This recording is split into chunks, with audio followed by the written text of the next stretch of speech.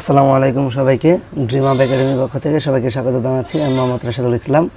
আজকের ভিডিওটিতে আমরা নবম দশম শ্রেণীর গণিত 4.1 অধ্যায়ের অনুশীলনের অঙ্কগুলো সমাধান করব।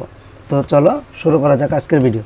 তো দেখো, আমরা এর আগের ভিডিওতে 1 এবং 2 নাম্বার যে ম্যাথটা ছিল এটা সমাধান করেছি। আমাদের চ্যানেলে খুঁজলে তোমরা পেয়ে যাবে। আশা করি 1 এবং 2 নাম্বার ম্যাথটা তোমরা ওইখান থেকে দেখে নেবে। তো এখন যদি আমরা 3 নাম্বার যে ম্যাথটা আছে এটা একটু খেয়াল করি। এখানে কি আছে 2 ইনভার্স 1 প্লাস 5 ইনভার্স 1, তারপরে কি আছে হোল ইনভার্স 1। আচ্ছা, তাহলে এটাকে যদি আমরা সলভ করি তো ফার্স্টলি আমরা এটাকে কি লিখতে পারি? আচ্ছা, কালারটা চেঞ্জ করে নিই। আচ্ছা, তাহলে দেখো এখানে কি হইতেছে, এটা যদি আমরা লিখি, যেহেতু 2 ইনভার্স 1 আছে, আমরা একটা সূত্র করছিলাম কি, a ইনভার্স m থাকলে এটাকে আমরা লিখতে পারতাম 1/a⁴m, এভাবে লিখতে পারতাম। তাহলে এটাকে এখন আমরা কি হিসেবে লিখতে পারি? তাহলে এটাকে চাইলে কিন্তু এখন আমরা এইভাবে লিখতে পারি। তাহলে 1/2 প্লাস 1/5, কারণ দেখো এদের পাওয়ার আছে 1 পাওয়ার, তার ওইভাবে মেনশন করা লাগে না, এটা ইনভার্স 1 থাকলো। তাহলে এটা কি হইতেছে, যদি আমরা এখন ক্যালকুলেট করি, তাহলে দেখো যদি আমরা কি লসাগুটা করে ফেলি, তাহলে 5 আর 2 এর লসাগু কত হয়? 10, তাই তো? মানে 2 আর 5 এর লসাগু কত? 10। তাহলে 10 এখন কি করা লাগবে, এই 2 দ্বারা যদি আমরা 5 এর 10 এর ভাগ করি তাহলে কত হচ্ছে 5, প্লাস সেমভাবে এখানে যদি আমরা ভাগ করি 5 দ্বারা যদি ভাগ করি 10 এর, তাহলে কত হচ্ছে 2 আর 1 গুণ করলে কত হচ্ছে 2। তারপরে যদি কি আছে হোল ইনভার্স 1, তাহলে কি হইতেছে এখানে 7/10 হোল ইনভার্স 1। তো এটাকে আমরা এখন কি লিখতে পারি? তাহলে দেখো, তাহলে এটাকে কি লেখা যায় 1/7/10। তারপরে এখন যদি দুইটা যদি ভগ্নাংশ আকার থাকে বা ভাগ আকার থাকে, তাহলে এটাকে আমরা কি লিখতে পারি? উল্টায়ে গুণ আকারে লিখতে পারি। তাহলে কি থাকতেছে 1 গুণন 10/7। তাহলে আলটিমেট ভ্যালুটা কত পেয়েছি আমরা? 10/7। আশা করি এই ম্যাথটা তোমরা সহজেই বুঝতে পারছো। আচ্ছা, এরপরের ম্যাথটা যদি আমরা একটু খেয়াল করি, দেখো এখানে কি আছে 2a inverse plus 3b inverse, তারপর কি আছে হোল ইনভার্স। তো এই ম্যাথটা যদি আমরা সলভ করি, আচ্ছা দেখো, তাহলে এখানে কি আছে 2a ইনভার্স। আচ্ছা, a ইনভার্স মানে কি 1/a, এর সাথে কি 2 গুণ অবস্থি আছে, তাহলে এটা কি হবে 2/a। আশা করি এটা তোমরা বুঝতে পারছো। তাহলে এটাকে যদি আমরা একবারে লিখে ফেলি তাহলে কি লেখা যাবে? এটা 2/a। তাহলে সেমভাবে এটাকে আমরা কি লিখতে পারবো 3/b, তারপরে হোল ইনভার্স। তাহলে দেখো এখানে তাহলে এখন কি a আর b লসাগু করা লাগবে। a আর b লসাগু কত হয়? ab। a আর a কাটাতে যেতে থাকতেছে b আর 2 গুণ করলে কি হয়ে যাচ্ছে 2b, মাঝখানে প্লাস প্লাস দিলাম, b আর b কাটা থাকতেছে কি a আর 3 গুণ করলে কি হইতেছে 3a। এরপর কি দেখতেছে ইনভার্স 1। তাহলে এটাকে কি, এটা কি হইতেছে 3a plus 2b divide ab, তারপরে কি ইনভার্স 1। তাহলে যদি ইনভার্স আকারে থাকে এটাকে আমরা কি হিসেবে লিখতে পারি? উল্টা লিখতে পারি, তাই তো? তাহলে কি হইতেছে এটা 1/3a plus 2b divide ab।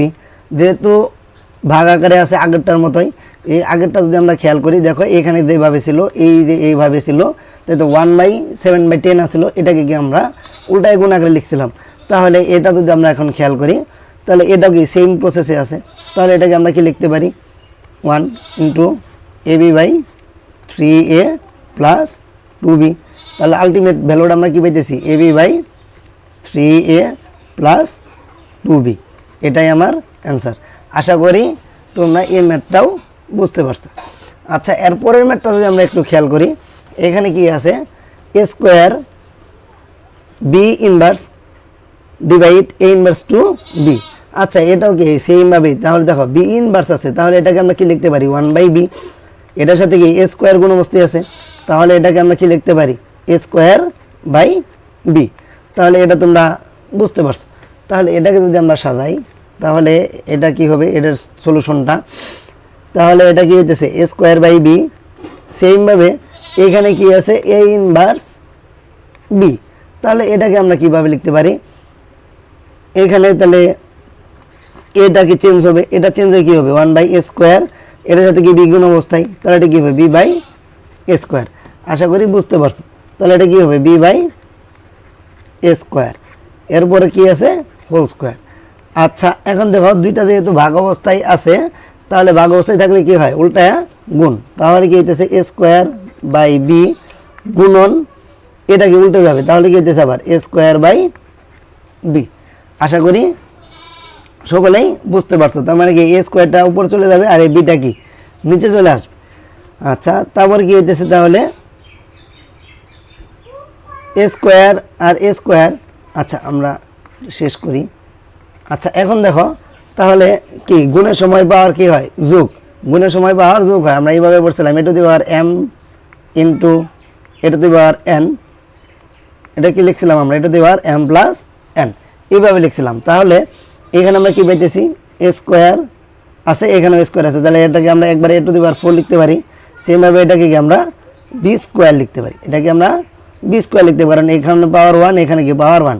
তো গুণের সময় যেহেতু পাওয়ার যোগ হয়, তাহলে 1 আর 1 যোগ করলে কত হইতেছে 2, এরপরে কি আছে হোল স্কোয়ার, তাহলে কি হইতেছে a⁻4 এর স্কোয়ার করলে কত হয় 16, আর 2 এর স্কোয়ার করলে 4। এটাই কি আমার অ্যান্সার। আশা করি এই ম্যাথটাও তোমরা সকলে বুঝতে পারছো। আচ্ছা এরপরের যে ম্যাথটা আছে এটাকে যদি আমরা একটু সমাধান করি, দেখো তাহলে আচ্ছা এখানে কি আছে √ওভার থাকলো।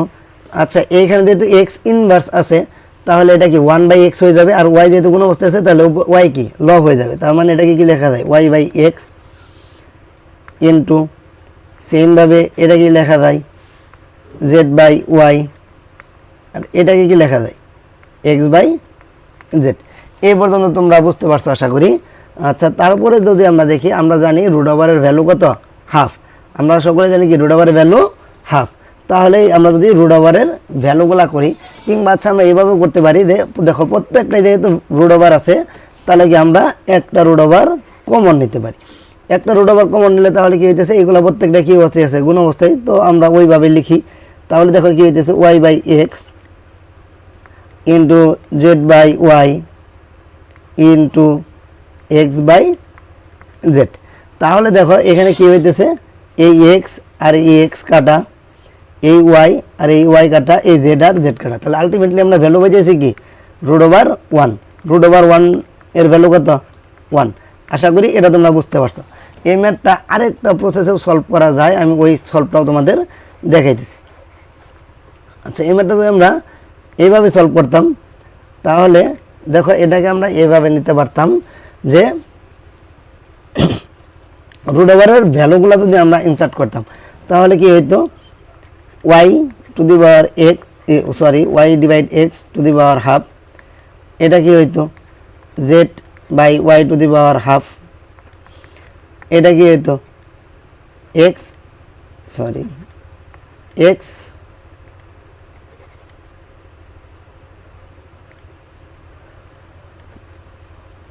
x/z², তাই তো। আচ্ছা এখন তারপরে কি ব্যাক সবগুলার কি আছে পাওয়ার সেম আছে, তাহলে পাওয়ার সেম নিয়ে আমরা গুণাকারে লিখতাম। তারপরে কি যে আগের যেটা করলাম ওইভাবে আমরা এটারও সমাধান মিলাইতে পারতাম। তো আশা করি এই ম্যাথটাও তোমরা বুঝতে পারছো সকলে।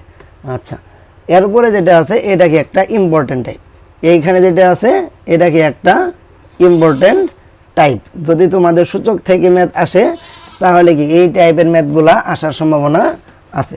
তো এই ম্যাথটা আশা করি তোমরা সবচেয়ে বেশি মনোযোগ দিয়ে দেখ, বিশেষ করে 7 এবং 8 নাম্বার যে ম্যাথটা আছে, 7 এবং এই 8 নাম্বার যে ম্যাথটা আছে, এই ম্যাথগুলা বেশি ইম্পর্টেন্ট। আশা করি এগুলো খুব ভালোভাবে দেখবে তোমরা। তো দেখো 7 নাম্বার ম্যাথটা যদি আমরা একটু সলভ করি, 7 নাম্বার ম্যাথটা কি আছে 2n+4 minus 4 × 2n+1 divide 2n+2 divide 2। আচ্ছা দেখো এখানে কিন্তু প্রত্যেকটা ভ্যালুই কত 2, এখানে প্রত্যেকটা ভ্যালু 2, শুধু একটা মাত্র ভ্যালু কত আছে 4। প্রত্যেকটা ভ্যালু হলো 2, একটা ভ্যালু আছে 4। তাহলে আমরা কি করব, ফার্স্টলি যে প্রত্যেকটাকে আমরা 2 তে রূপান্তর করে নেব। তাহলে এই 4টাকে আমরা কি করব, 2 তে রূপান্তর করে নেব। আমরা সকলেই জানি কি 4 এর আমরা কীভাবে লিখতে পারি, 2 স্কোয়ার আকারে লিখতে পারি। তো এই কাজটা যদি এখন আমরা করি, দেখো তাহলে কি হইতেছে, 2 to the power n plus 4 minus 2 square into 2 to the power n plus 1 divide 2 to the power n plus 2 divide 2। আশা করি এই লাইনটা তোমরা সকলেই বুঝতে পারছো। আচ্ছা, এরপরের লাইনটা যদি আমরা একটু সলভ করি, তাহলে দেখো এখানে কি হইতেছে, এখানে যা আছে তাই যদি আমরা রাখি 2 to the power n plus 4 minus এই 2 আর এই 2 কি অবস্থায় আছে, গুণ অবস্থায় আছে। তাহলে গুণ অবস্থায় যেহেতু আছে, গুণের সময় পাওয়ার কি হয়, যোগ। তাহলে এটা কি লেখা যায় 2 to the power n plus এই 2 আর 1 যোগ করলে কি হয় 3। এটা আমি একসাথে লিখে দিলাম। আচ্ছা, সেইমভাবে এখানে যদি ভাগাকারে থাকে কিছু, ভাগের সময় পাওয়ারটা হয় বিয়োগ। মানে আমরা এইভাবে পড়ছিলাম a to the power m into a to the power n সমান কি a to the power m plus n, আবার a to the power m divide a to the power n, এটা কি ছিল a to the power m minus n, এভাবে ছিল। তাহলে এটাকে কি লেখা যাইতেছে 2 to the power n plus 2, আর এখানে 2 পাওয়ার কত আছে 1 মাইনাস 1। আশা করি এই লাইনটা তোমরা সকলেই বুঝতে পারছো। আচ্ছা, তাহলে তারপরের লাইনটা যদি আমরা একটু সলভ করি, দেখো তাহলে এইখানে কি লেখা যাইতেছে, আমরা কি পাইতেছি 2 to the power n plus 4 minus 2 to the power n plus 3 divide 2 to the power n plus 1। আচ্ছা, এই পর্যন্ত আশা করি তোমরা সকলেই বুঝতে পারছো। এখন কি এই 2 to the power n plus 1 এটার সাথে ভাগাকার আছে, এটার সাথে ভাগাকার আছে। তো এটাকে যদি আমরা আলাদা আলাদা করে লিখে ফেলি, তাহলে দেখো কি পাইতেছি আমরা 2 to the power n plus 4 divide 2 to the power n plus 1 minus 2 to the power n plus 3 divide 2 to the power n plus 1। এখন দেখো প্রত্যেকটার কি ভিত্তিগত আছে 2, তাহলে ভাগ অবস্থায় থাকলে পাওয়ার কি হয় বিয়োগ। তাহলে কি হইতেছে এখানে 2 to the power n plus 4 minus n minus 1 minus 2 to the power n plus 3 minus n minus 1।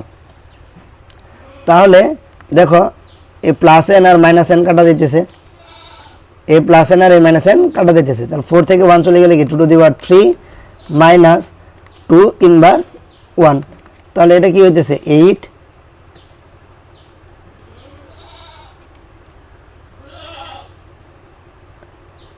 R sorry এখানে একটু ভুল হয়েছে,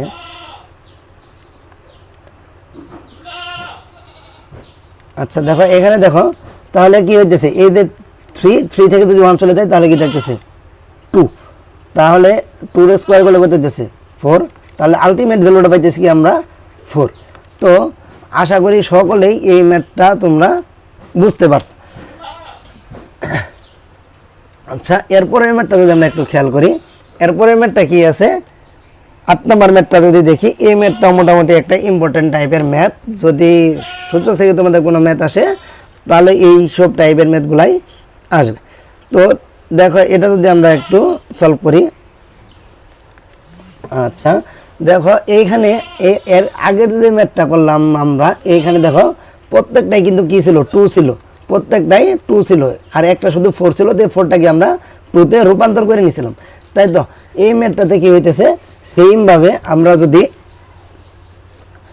করতে পারি, তাহলে দেখো এখানে কি আছে, এখানেও 3, এখানেও 3, এখানেও 3, শুধু একটা মাত্র কি আছে 9, শুধু একটা মাত্র ভ্যালু আছে কি 9। তাহলে আমাদের ফার্স্ট অফ অল কী করা লাগবে, এই 9টাকে 3তে কনভার্ট করে নেওয়া লাগবে। এই 9টাকে কী করা লাগবে আমাদের 3তে কনভার্ট করে নেওয়া লাগবে। তো 9কে আমরা 3তে কেমন নিতে পারি, 3 স্কোয়ার ইকুয়াল 9, এটা আমরা সকলেই জানি। তাহলে 9কে আমরা কি 3 স্কোয়ারে কনভার্ট করে নিয়ে তারপরে এই ম্যাথটা সলভ করে ফেলবো ইনশাল্লাহ। তাহলে দেখো আচ্ছা, আর তাহলে আচ্ছা শুরু করা যাক।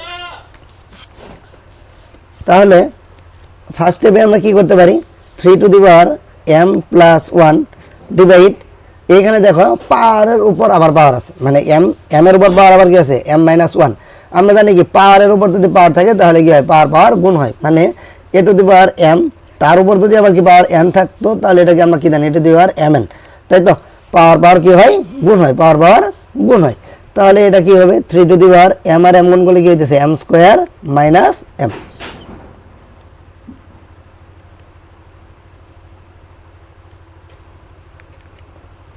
আচ্ছা, তারপরে ভাগ আকারে আছে, আচ্ছা ভাগ রাখলাম আমরা, তাহলে এটাকে কি লেখা যাবে, 3 স্কোয়ার এম প্লাস 1। আচ্ছা, এখানে 3 টু দি পাওয়ার দেখো এম মাইনাস 1 এম প্লাস 1 আছে। আচ্ছা, আমরা সকলে কি a square minus b square সূত্র জানি, তাই তো? A square minus b square equal সূত্র কি, a plus b into a minus b. তাহলে দেখো তো এটা কি a m plus 1 m minus 1 কি এই ফরম্যাটে আছে, তাহলে এটা কি আমরা a square minus b square এই ফরম্যাটে লিখতে পারি। তাহলে এটা কি হবে, এম স্কোয়ার মাইনাস 1 স্কোয়ার, 1 এর স্কোয়ার করলে কি হয়, 1ই হয়, এভাবে রাখলাম। আচ্ছা, তাহলে দেখো এখানে কি হইতেছে, 3 to the power m plus 1 divide 3 to the power m square minus m. আচ্ছা, দেখো যেহেতু ভাগ আকারে আছে তাহলে কি উল্টাই গুণ হয়ে যাবে, তাহলে এটা কি উপরে চলে যাবে আর এটা কি নিচে চলে আসবে। তাহলে এটাকে আমরা গুণ আকারে দিলাম 3 to the power m square minus 1 divide 3 to the power 2m plus 2, এইভাবে লিখলাম। তাহলে কি 2 দ্বারা কি আমরা এম প্লাস 1 এটাকে গুণ করে দিলাম, এই 2 দ্বারা কি এম প্লাস 1টাকে গুণ করলে কি হইতেছে, 2m প্লাস 2। আশা করি এই পর্যন্ত তোমরা বুঝতে পারছো। আচ্ছা, এরপরে পরের লাইনটা যদি আমরা একটু খেয়াল করি তাহলে দেখো কি হবে, এখানে কি আছে, ভাগ আকারে আছে, ভিত্তি দোয়াটা কি আছে, 3 আছে, তাহলে এটা কি হবে 3 to the power m plus 1 minus m square plus m. আশা করি এটা বুঝতে পারছো, কারণ ভাগের সময় পাওয়ার কি হয়, বিয়োগ। সেমভাবে এটা কি হবে 3 to the power m square minus 1 minus 2m minus 2। আশা করি বুঝতে পারছো। তাহলে এখানে কি পাইতেছি আমরা, এই এম আর এম যোগ করলে কি হয় 2m, তাহলে 3 টু দি পাওয়ার, তাহলে আমরা পাইতেছি কি 3 to the power 2m plus 1 minus m square, এখানে কি পাইতেছি 3 to the power m square minus 2m minus 3। আচ্ছা, তাহলে দেখো কি 3 আর 3 কি অবস্থায় আছে, গুণ অবস্থায় আছে। তাহলে গুণ অবস্থায় থাকলে আমরা কি করতে পারি, গুণ অবস্থায় থাকলে পাওয়ার কি হয়, যোগ হয়, গুণ অবস্থায় থাকলে পাওয়ার যোগ হয়। তাহলে 3 to the power 2m plus 1 minus m square plus m square minus 2m minus 3। দেখো plus m square minus m square কাটা, মাইনাস 2m প্লাস 2m কাটা, তাহলে 1 আর কি থাকতেছে মাইনাস 3।